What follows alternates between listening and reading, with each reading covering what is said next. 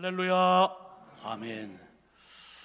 어느덧 2021년 상반기 1년의 절반이 훌쩍 지나가고 있습니다.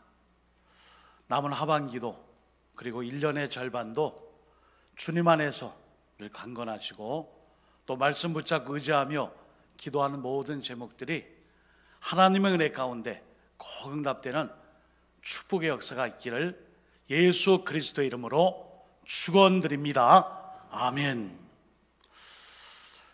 제가 지난 한 주간 세상이 참 어지러운 건 알았는데 진짜 어지럽더라고요. 세상이 참 어지럽구나. 진짜 어지러운 세상에 우리가 살고 있구나. 그럼에도 불구하고 때마다 시마다 말씀으로 은혜로 기도로 역사하시는 하나님의 손길을 다시 한번 경험하고, 그래도 10여일간 교회를 비우는 중에 합력해 주시는 모든 일꾼들로 인하여 강건함을 회복하고 오늘 말씀의 자리에 강단에 설 수 있게 하신 하나님께 먼저 감사를 드립니다.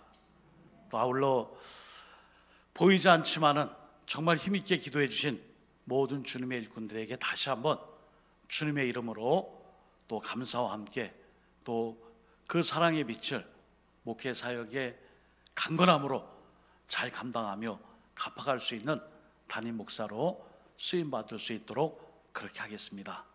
우리 모두가 다시 한번 남은 하반기 주님 안에서 강건함을 덧입고 주님의 능력 의지하여 다 함께 힘있게 회복의 역사로 나갈 수 있기를 예수님의 이름으로 축원 축복합니다. 아멘. 너희들의 의복을 바꾸어 입으라. 오늘 이 제목의 말씀, 본문의 말씀을 통해 함께 은혜를 나누겠습니다. 퇴원할 때쯤 되니까 의사분이 제발 이번 주일 설교하실 때 10분만 하세요 그랬는데 10분만 할지 15분 할지 그거는 성령님이 시키는 대로 해야 되겠죠. 일단은 준비한 원고는 원고대로 다 준비했기 때문에 말씀을 전하겠습니다. 1년의 이제 절반을 지나 이제 하반기 다음 주일은 맥주 감사 주일로 지킵니다. 우리가 한 해를 마무리할 때마다 참 다사다난했던 한 해를 보냈습니다. 이렇게 꼭 빠지지 않고 이야기를 하죠. 성경의 인물 가운데 다사다난했던 삶을 살았던 인물하면 아마 야곱을 떠오를 수 있습니다. 야곱의 이름이 떠올려질 수 있습니다. 야곱이 애굽으로 건너가 바로왕 앞에 섰을 때에 그는 창세기 47장 9절에 이렇게 고백을 했습니다. 야곱이 바로에게 아뢰되 내 나그네 길의 세월이 130년이니이다. 내 나이가 얼마 못 되니 우리 조상의 나그네 길에 연조에 미치지 못하나 험악한 세월을 보냈나이다. 이렇게 자신의 삶을 수레하며 고백했습니다. 쌍둥이로 태어났으나 장자의 건의 욕심으로 팥죽 한 그릇으로 바꾼 장자의 축복 사건으로 그는 늘 형에게 쫓기는 신세가 되었고요. 또 어머니의 말씀에 순종하여 고향을 떠나 타국으로 피신 갈 수밖에 없었습니다. 그리고 또한 그가 온전한 삶을 이루고 다시 형과 화해를 하는 입장에서 돌아왔을 때에 세겜 지역에 잠시 머물 때에 딸 디나가 그 지역에서 강간을 당하는 참혹한 본변을 당하게 되었습니다. 또한 100세가 넘어 사랑하는 라헬을 통해 얻은 이 막내 아들 베냐민이 출생하는 중에 그만 베들레헴 길가에서 사랑하는 아내 라헬을 잃었습니다. 또한 그렇게 얻은 애지중지했던 아들 요셉도 17살의 어린 나이에 그만 형들의 이러한 작단과 모의에 따라 들짐승에게 찢겨 죽었다라는 비보를 듣게 되었습니다. 그리고 130세가 넘어 130세가 되어 머나먼 이 애굽 땅으로 이민으로 이곳에 와야 하는 인생길을 가게 되었습니다. 열거하기도 힘들 정도로 기구했던 야곱. 어떤 인생이든지 쉬운 인생길은 없겠지만 야곱처럼 험악하진 않았을 것입니다. 장자의 축복권이 무엇이기에 형과 의절하고 쫓기며 타국에서 아내를 맞이하기 위해 20년가량 타국 생활하며 또 어엿한 가정을 꾸리고 돌아오는 길에 자녀의 참혹한 이 사건과 죽음의 전쟁에 얽히게 되었고요. 또 그런 중에 끝까지 자기가 사랑하는 아내를 통해 아들을 얻었지만 함께하고자 했던 그러한 아내마저도 그만 그렇게 쉽게 빨리 죽음을 맞게 되는 일 등등, 이 일들이 바로 야곱에게는 내 나이가 얼마 되지 않습니다. 그러나 저는 험악한 세월을 보냈습니다. 이런 고백을 하지 않을 수 없게 된 것이죠. 오늘 본문의 말씀을 보시면은 야곱의 인생을 통해 하나님께서는 첫 번째 베델, 그리고 두 번째 브니엘, 그리고 다시 앳 베델로 불리는 베델로 돌아오는 세 차례의 하나님과의 귀한 만남의 사건이 이 험악한 세월에 이길 수 있는 그러한 힘을 야곱에게 허락해 주셨습니다. 첫 번째, 오늘 이 시간에 야곱은 베델에서 하나님을 만났습니다. 이 베델이 어떤 것입니까? 바로 장자권의 이 축복을 자기가 얻기 위해 형을 피해 도망가는 그 길, 옷도 제대로 못 입었고 먹을 것도 챙기지 못했으며 허겁지겁 들판으로 도망쳐 나온 바로 자신의 모습, 이 야곱. 이 야곱의 모습 속에 앞으로 그에게는 홀로 펼쳐질 인생길에 엄청난 두려움과 험악함이 그의 삶을 기다리고 있었습니다. 이른바 소위 멘붕이 온 거죠. 또한 패닉 상태에 빠지게 된 것입니다. 요즘 젊은 친구들 말로 하면은 헐! 한 글자로 요약됩니다. 내가 왜 이 짓을 해서 헐, 이런 고생을 하며 쫓겨서 지금 타국의 땅을 갖고 있는가? 바로 그때에 형에게 죽임을 당할 것 같은 두려움, 먼 길을 홀로 가야 하는 두려움, 사랑하는 부모를 떠나 낯선 땅에서 정착하고 생활해야 하는 이 어려움, 이런 모든 걱정과 근심과 두려움이 이 야곱을 둘러싸고 있었습니다. 이런 절망과 공포와 같은 상황 속에서 하나님께서는 야곱에게 나타나 주셨습니다. 창세기 28장 15절을 한번 같이 읽어보겠습니다. 창세기 28장 15절 시작. 내가 너와 함께 있어 내가 어디로 가든지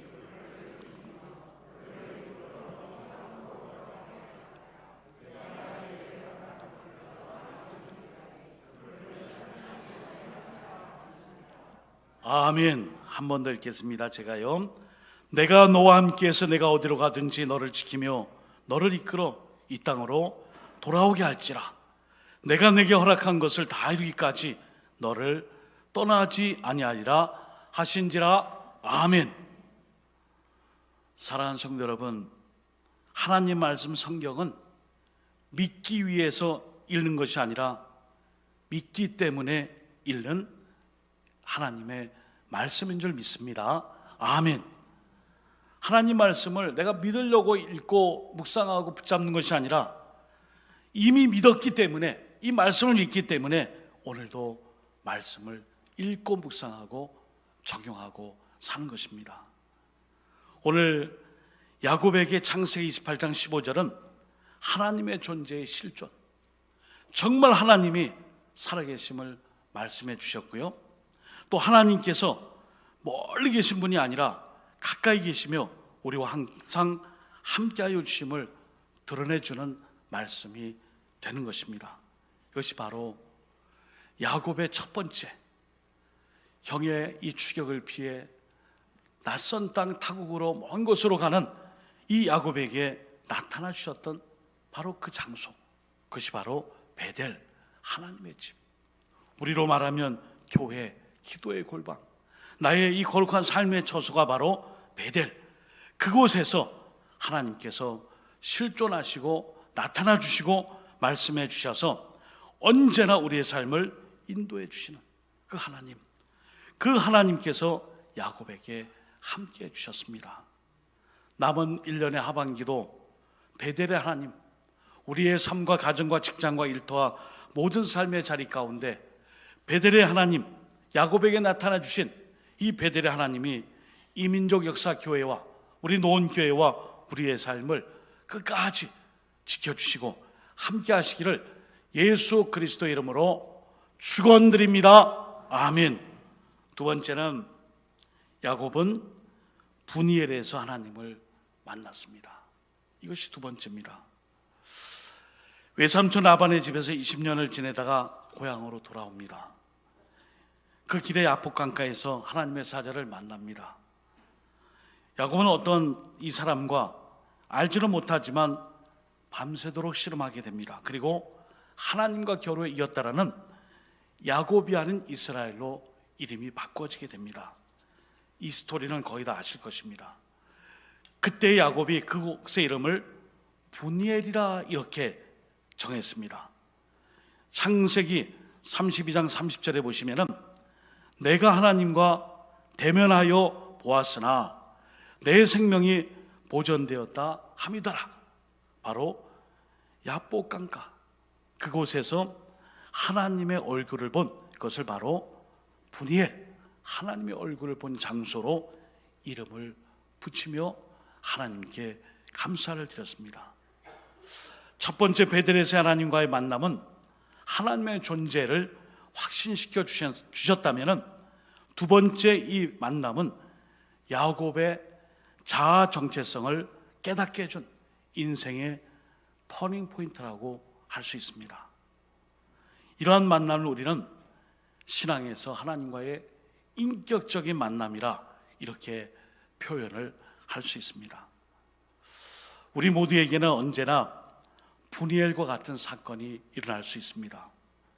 여러분, 이 분이엘 사건은 이 바로 야곱에게 생명의 보전, 또 하나님이 주시는 삶의 은혜의 그 역사로 함께 주신 그 사건을 의미합니다.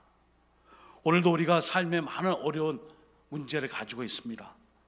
오직 하나님의 얼굴을 대면하여 생명을 보존받는 방법밖에 없습니다. 이것이 두 번째 분이엘 사건의 내용이죠.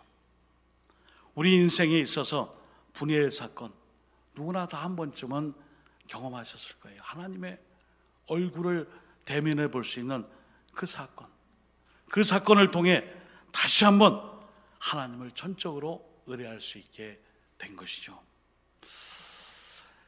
제가 왜 병원에 갔느냐? 참 저도 참 의문이에요. 사실 교회에서 이제 교역자가 담임 목사로 부임하게 되면은 나름대로 교인들에게는 말씀드리지 않지만 건강 검진을 받죠. 제출하라는 교회도 있고 그냥 암묵적으로 건강하시다면은 그냥 이렇게 지나간. 저는 2013년 2월에 우리 노원교회 담임 목사로 부임할 때 집사람과 함께 건강관리협회에서 검진을 받았었어요. 받고 난 다음에 가장 많이 받은 전화가 혈압약 좀 드세요. 선생님, 혈압약 드셔야 돼요. 거의 1년 가까이 전화가 오대요. 참 속으로 참 징하다 끈질기다. 또 한편으로 참 친절하고 참 최선을 다한다. 속으로 구약하고 신약만 먹으면 되지 혈압약까지 먹냐. 또 종종 피곤하면은 바카스나 좀 먹고 조금 머리 아프고 그러면은 뭐 피곤하고 그러면 판코레스나 한 병씩 먹지.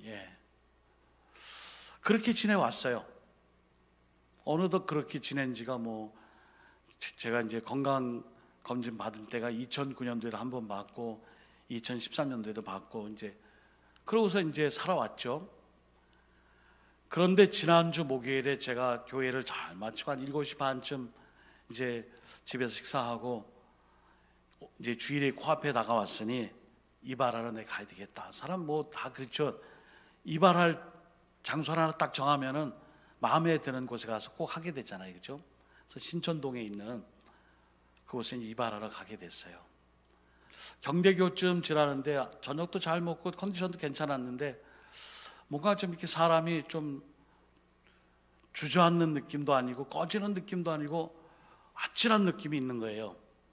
사고 났나? 싱크홀이 생겨서 바닥이 꺼졌나? 아니면 내가 운전을 좀 잘못하고 있는데 차가 고장났나? 그래서 좀 긴장을 했죠. 그러나서 경대교를 좀 지나서 이제 동로 쪽으로, 파동 쪽으로 가는 동로를 타기 위해 우회전 깜빡이를 켜고 내려가서 다시 좌회전 깜빡이를 켜고 신천동로 파동 쪽으로 이제 가기 위해 대기하고 있는데 괜찮은 거예요. 그러고 난 다음에 이제 신호가 바뀌어 쭉 가고 있는데 갑자기 이 어지럼증이 몰려오기 시작하는데, 이 어지럼증이 그냥 어지럼증이 아니라 저 인천에 가면은 월미도라는 젊은이들이 많이 가는 그 놀이의 장소가 있어요. 거기에 디스코 팡팡이라고 막 돌아가는 거 있어요. 디스코 팡팡을 탄 것처럼 도로가 360도 막 돕니다. 그 사이를 제가 운전해서 질 줄 아는데 그때 많은 생각이 났어요. 와, 내 앞에 차가 있나? 내 뒤에 차가 있나? 내 옆에 차가 있나? 내가 제대로 가고 있나? 난 여기서 뭘 해야 되지? 갑작스런 이 어지럼증과 함께 오만 가지 생각이, 나 여기서 죽는 건가? 예. 그래서 제가 운전할 때 라디오를 이렇게 늘 틀고 다니는데, 뇌졸중 뇌경색을 진단합니다. 오른손 들으세요, 왼손 드세요. 또 하나부터 열까지 세보세요. 그 다음에 또 자기 이름을 불러보세요. 혀를 좀 내밀었다가 코끝에 대보세요. 그 생각이 나는 거예요. 창문을 다 열고 제가 외쳤어요. 하나님, 살려주세요. 하나님, 도와주세요. 그래도 목사인데 죄인 아니에요, 죄인. 하나님, 저 죄 지은 거 있으면 용서해 주세요. 죄를 용서해 주세요.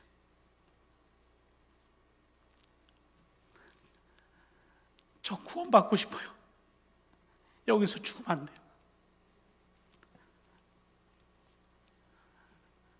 창문을 다 열어놓고 그 기도하면서, 하나님, 정신이 이러면 안 됩니다. 하나님 사랑합니다. 하나님 도와주세요. 하나님 용서해 주세요. 저 구원받게 해주세요. 저 지금 죽어도 좋은데 구원받아야 되잖아요.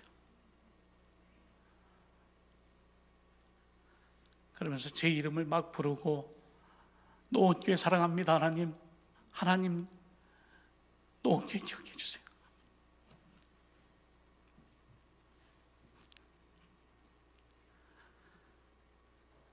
그랬더니 정신을 잃지 않더라고요. 그때 이제 정신을 잃지 않았으니까 이제 여기서 대처를 해야 되는데, 동로에 가면은 중간마다 이렇게 푹 파여져 가지고 차가 잠깐씩 서는 데가 있어요. 거기까지만 내가 가자. 거기서 무슨 연락을 하든지, 하여튼 창문이란 창문 다 열어놓고, 하나님 사랑합니다. 도와주세요. 구원해주세요. 용서해주세요. 노원교회 사랑합니다. 하나님 죄를 마시죠. 하나님 우리 신영이건 이찬이, 하나님 아버지 저 목사인데도 그래도 용서받아야 될 거 있으면 용서해주세요. 저 구원해주세요. 막 미친 사람처럼 정신을 잃지 않기 위해 떠들었어요. 갔습니다. 그 앞차가 깜빡이를 켜고 있는데 제가 거기까지 가야 되는데 거의 3분의 2만 거기에 차를 딱 걸치고, 거기서 내가 여기서 정신을 잃으면 안 된다. 정신만큼 잃으면 안 된다. 여기서 할 수 있는 일이 뭐지? 119가 생각나더라고요. 참, 근데 텔레비전 너무 많이 보면 안 돼요. 911에다 전화할까?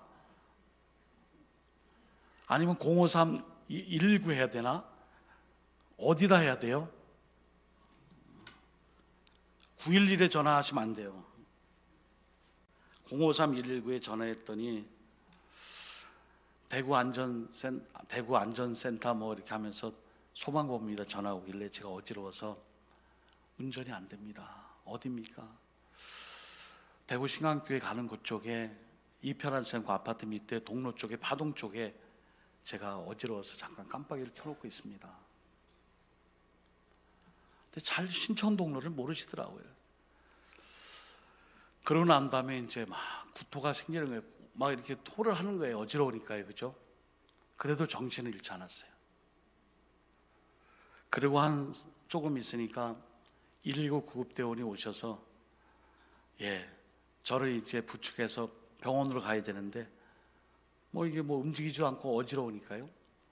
그런 다음에 또 경찰관이 오셔서 제가 차를 조금 이렇게 나오게 세놨으니까 교통 지도를 해주는데 그때 또 생각나는 거예요. 야, 기도가 헛되지 않구나. 내가 군인들과 경찰관과 119 구급대원들에서 기도했는데 이분들이 날 그래도 발견해갖고 119 구급대원들이, 경찰관들이 교통정리해주고 구급대원들이 날 실어주는구나. 살다 나이가 제가 죄송한 54인데 119를 처음 타봤는데 119가 아니 제가 살이 쪘는지 좁더라고요. 그리고 막 좀 더 올라가려는데 몸이 말을 안 듣고 가서 파티마 병원 갔습니다.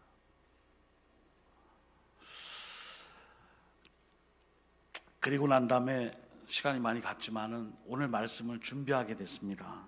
병원에 갔더니 제일 많이 하는 게 이름을 물어보더라고요. 이름이 어떻게 되세요? 한 1000번은 대답한 것 같아요. 그 다음에 혈압은 왜 이렇게 계속 재는지, 그리고 뭔 주사와 링거나 이런 걸 엄청나게 이렇게 맞게 하는지, 손이고 여기가 다 퉁퉁 벗어요. 아파갖고 가렵고 아프고 통증나고 열나고. 그러고서 이제 병실에 딱 입원해 있어 보니까는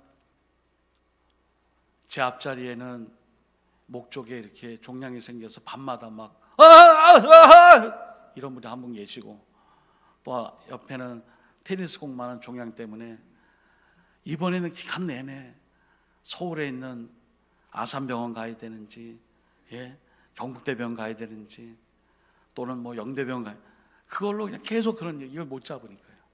또 옆에 계신 분은 또 백신 접종 때문에 하루에 설사를 10번씩 해갖고 그것 때문에 또 막 고생하시고, 제가 제일 젊고 제일 그래도 괜찮아 보이는데 휘청휘청 하는 거예요.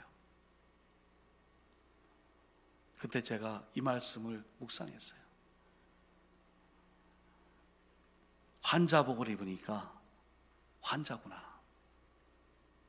근데 광근아, 왜 이 땅의 사람들은 세례를 받고 예수님의 보혈의 피로 그리스도로 옷 입었는데 그리스도인답게 살지 않지? 제가 입원해 있으면서 제일 많이 묵상, 제가 이제 변변치 않은 이런 모습 때문에 입원을 했는데 앞으로 제가 목회에 어디에 중점을 둬야 할까요? 기도했어요. 그랬더니 하나님이 예수 그리스도로 옷 입은 나의 백성들이, 너도 지금 겪은 것처럼 환자복을 입으니까 밤이고 아침이고 새벽이고 혈압 재고 주사 놔주고 약 먹으라고 그러고 체크하고 대변 받냐고 물은 얼마, 그렇게 취급받고 그렇게 사는데 왜 나의 백성들은 예수 그리스도로 옷 입었음에도 불구하고 예수님의 보혈의 피로 옷 입은 그 삶을 살지 않느냐. 이제 내가 태어나서 할 일은 그것이니라. 그리고 이제 지난 수요일 갑작스럽게 수예배가 끝나고 난 저녁 시간에 제가 전화도 받지 못하고 문자도 못 드린 이유가 자꾸 겹쳐 보이니까요. 수요일 날 밤 한 11시쯤 됐는데 이제 서서히 제대로 잘 보이더라고요. 우리 노원교회 성도님들이 이렇게 열심히 기도해 주고 계시는구나. 혹시 내가 형식적으로 기도했던 것 있다면은, 의무적으로 기도했던 일이 있다면은 더 열심히 기도해야 되겠구나. 기도가 응답이 되는구나. 설교 마무리합니다. 세 번째 만남은 야곱은 다시 베델로 돌아왔습니다. 처음 그가 형을 피해 도망했던 베델로 돌아올 때에 다른 무엇보다도 우상에 찌든 모든 삶을 청산하는 의미로 오늘 35장 1절 2절의 말씀처럼 특별히 2절 후반절에 이르되 너희 중에 있는 이방 신상들을 버리고 자신을 정결하게 하고 너희들의 의복을 바꿔 입으라. 그리고 난 다음에 그 제단을 쌓을 때 베델의 하나님 엘베데시라 7절에 말씀하고 있고요. 다시 한번 하나님 앞에 제단을 쌓고 난 이후에 9절 말씀에 야곱이 밧단 아람에서 돌아오매 하나님이 다시 야곱에게 나타나서 그에게 복을 주셨다라고 말씀하고 있습니다. 여러분, 제가 너무 교만하고 너무 외람되고 또 드릴 말씀은 아니지만 저보다 더 심하고 위중하고 극심한 병중에 계신 분들도 계실 거예요. 삶과 죽음의 경계, 만리장성이 아닙니다.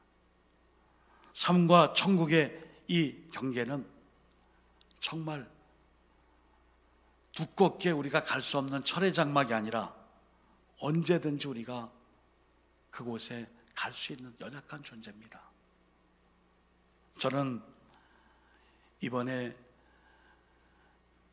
전정신경염, 달팽이관과 방골이관의 균형을 잡아주는 곳에 혈압이 높아서 거기에 이제 바이러스가 침투해서 균형을 잃고 어지럼증이 있었대요. 혈압약을 이제 먹어야 되겠지만은 머리에, 뇌에 뇌졸중, 뇌경색, 심장, 심전도, 심혈관, 그 다음에 또 제가 뚱뚱하잖아요, 그죠? 간 치수나 이런 거 다 했는데 의외로 다 괜찮은 거예요. 배가 그렇게 나왔는데도 그냥 뭐 이렇게 간 치수가 좀 더 이 정도. 한 가지 놀라운 사실은 심장 혈관을 검사했는데 제가 제 자신을 못 본 거죠. 이렇게 버틸 수 있었던 이유, 혈관, 심장으로 들어오는 그 정맥의 큰 혈관이 다른 사람은 빨대처럼 얇으면 저는 수도관 굵기더라고요. 놀라시지도 않네. 제가 안 믿으니까 사진을 보여주며 목사님은 이것 때문에 혈압을 견뎠고 이것 때문에 심장 쪼이는 것도 없었고 이것 때문에 그동안 버텼습니다. 부모님께 감사하세요. 혈관 들어오는 그 혈관 고기가 빨대처럼 이렇게 가는 게 아니고 엄청 두꺼운 거예요. 그래서 지금 이렇게 됐지만 국민학교 때, 중학교 때, 고등학교 때 오래 달리기, 마라톤, 구보 이런 거 하면은 거의 1등 했습니다. 군대 가서도 너무 잘 돼가지고 참 그런 일에도 감사가 있었구나. 오늘 베델에 와서 너희의 의복을 갈아입어라. 지금 이 순간 우리가 예수님의 보혈의 피로 새롭게 옷을 입었는데 그 옷 입은 대로 살지 않고 다르게 살고 있는 저희들에게 오늘 저는 27절 말씀으로 말씀을 맺겠습니다. 갈라디아서 3장 27절입니다. 여기 없습니다. 스크린에 제가 읽어드릴게요. 누구든지 그리스도와 합하기 위하여 세례를 받은 자는 그리스도로 옷 입었느니라. 아멘. 그리스도로 옷 입은 자, 군인은 군복을 입으면 군인이 되고 환자는 환자복을 입으면 환자가 되어야 됩니다. 우리 예수 믿는 사람들은 예수님의 보혈의 피로 덧입고 그리스도로 옷 입었는데 세상에서 여전히 베델, 분이엘, 엘베댓을 만들어가지 않고 그 옷을 벗고 삽니다. 우리 모두가 다시 한번 남은 하반기 그리스도로 옷 입고 우리의 모든 삶의 자리마다 하나님과 대면하고 기도하는 하나님의 집, 우리 노원교회를 잘 만들어 가셔서 때로는 위기와 시련과 역경이 올 때에 하나님을 찾고 하나님 주신 그 능력으로 다시 한번 치유와 회복과 평안과 형통의 삶을 사시기를 예수님의 이름으로 축원드립니다. 아멘. 기도하겠습니다. 하나님 아버지, 오늘 저희들이 입고 있는 옷은 욕심에, 정욕에, 탐욕에, 세상의 가치관에 눈치를 보면서 그 옷을 입고 잘 살고 있다라고 마음먹을 때가 많이 있었습니다. 그러나 야구 선수가 유니폼을 입고 경주하고 경기장에서 경기를 치를 때 선수요, 나라를 지키는 군인이 군복을 입었을 때 그 군복에 충실을 다하고 때로는 몸이 아파 치료받기 위해 병원에서 환자복을 입을 때는 환자로 치료를 받고 자신의 모든 것을 다 의사분들에게 내어줍니다. 그런데 오늘 우리 그리스도인들은 예수 그리스도로 옷을 입었음에도 불구하고 우리의 의복이 온통 주님의 옷이 아닌 세상 것으로 덕지덕지 걸쳐 있습니다. 세 달이 이제 7월을 맞이하고 6월 한 달을 6개월을 마무리하며 하반기를 준비하는 저희들, 오늘 야곱이 다시 한번 온 가족 모든 족속에게 너희의 의복을 바꾸라, 갈아입으라, 우상의 장신구들과 모든 것을 다 버리고 의복을 갈아입으라 말씀한 것처럼, 갈라디아서 3장 27절의 말씀처럼 예수님의 세례 사건을 통해 우리가 예수 그리스도로 옷 입은 것처럼 남은 하반기와 앞으로 우리의 삶이 진정 구원받는 천국 백성의 삶이 저 멀리 있는 것이 아니라 바로 우리에게 언제 어느 때 임박한 때가 임할지 모르는 그때를 기억하고 우리 모두가 예수님의 옷으로, 예수 그리스도 옷으로 갈아입고 그 옷을 입은 자로서의 신앙인의 삶을 끝까지 살아갈 수 있게 하여 주옵소서. 예수님의 이름으로 축복하오며 간절히 기도 올리옵나이다. 아멘.